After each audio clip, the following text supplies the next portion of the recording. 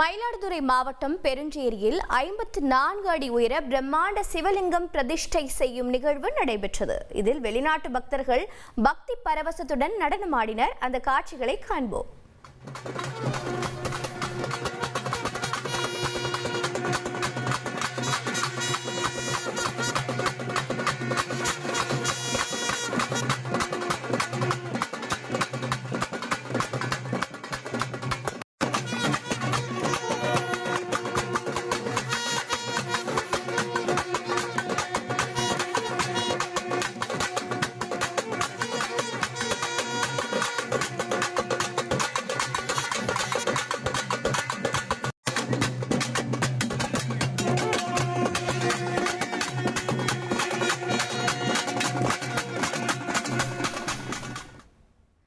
விவரங்களை தர இணைகிறார் செய்தியாளர் அன்பு ரஹோத். வணக்கம். 54 அடி உயர பிரம்மாண்ட சிவலிங்கம் எவ்வாறு பிரதிஷ்டை செய்யப்பட்டது?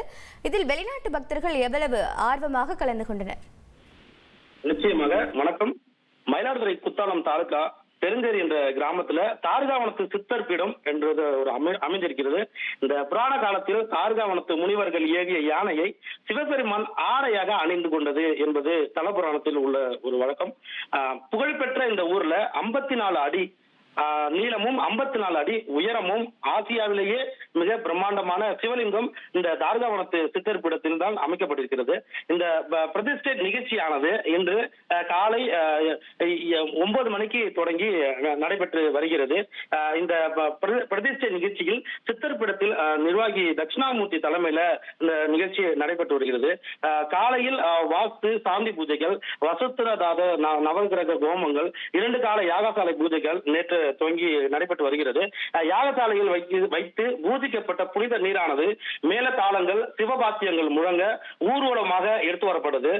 இந்த நிலையில 62 அடி உயர இந்த சிவலிங்க உச்சிக்கு எடுத்து வரப்பட்டு அங்கிருந்து வேதியர்கள் மந்திரம் ஓதி புனித நீர் ஊற்றி பிராண பிரதிஷ்டை நிகழ்ச்சியானது நடைபெற்றது. தொடர்ந்து கருவறைக்குள் அமர்ந்திருக்கின்ற தார்காவனேஸ்வரர் சிவலிங்கத்திற்கு மகா அபிஷேகமும் செய்யப்பட்டது. இந்த பிரதிஷ்டை நிகழ்ச்சியில ரஷ்யா, கஜகஸ்தான், ஜப்பான், இஸ்ரேல் இது மாதிரியான நாடுகள் 10க்கும் மேற்பட்ட நாடுகளை சார்ந்த வெளிநாட்டவர்கள் ஏராளமானோர் கலந்து கொண்டனர். இவர்கள் அங்கு முழங்கப்பட்ட சிவபாத்தியங்கள், நாதசுரம் உள்ளிட்டவைகளுக்கு இணங்க அவர்கள் கைகளை உயர்த்தி நடனமாடியும் பரவசத்துடன் இறை வழிபாடு செய்தனர் என்பது குறிப்பிடத்தக்கது. உங்களுடைய தகவல்களுக்கு நன்றி அன்பு ரஹோத்.